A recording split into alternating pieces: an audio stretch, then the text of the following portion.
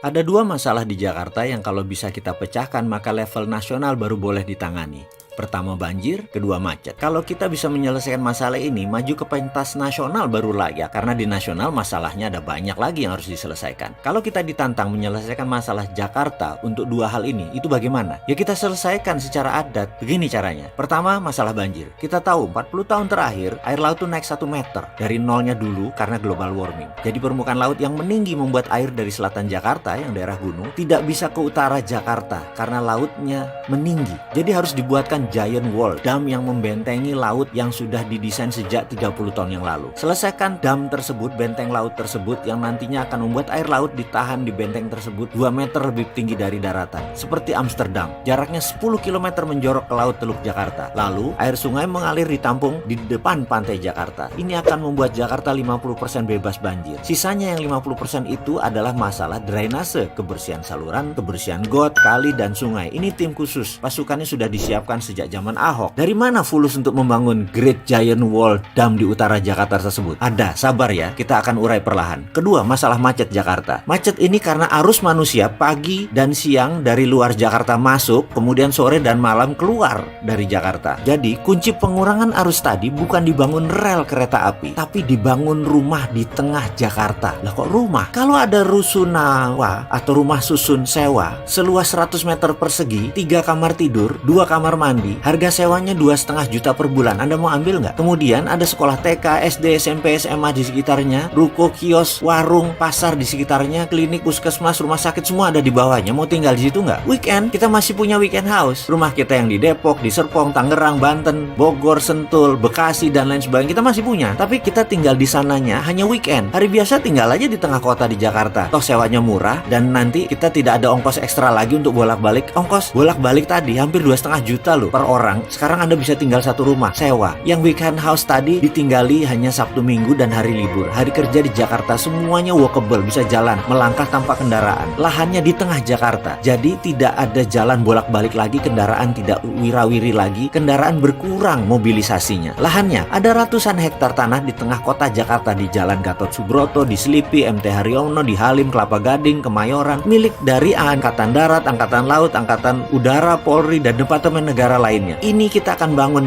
oleh Pemda. Kita sebagai Pemda akan membangun. Bagi hasil berupa rumah untuk prajurit atau staf TNI atau pegawai negeri lainnya. 10%, sisanya untuk publik. Publik sewa. Lahannya lebih kali 1.000 hektar ada di tengah kota Jakarta. 1 juta rumah bisa berdiri untuk 5 juta orang. Kita perlu 120 juta meter persegi bangunan plus sarana. Kalau per meternya 4 juta, kita perlu 500 triliun. Sekali lagi, dari mana uangnya? Ada, sebentar. Yang penting konsepnya diterima dulu. Great Giant Wall Dam senilai 300 triliun dan 500 triliun rusunawa. Efeknya nanti BBM turun pemakaiannya. Udara Jakarta bersih, banjir berkurang, macet berkurang. Lalu dari mana uang 800 triliun tersebut? Hutang, investor asing. Ya nggak ngutang lah. Bukan kita banget ngutang itu. Semua itu akan dijawab di video setelah ini.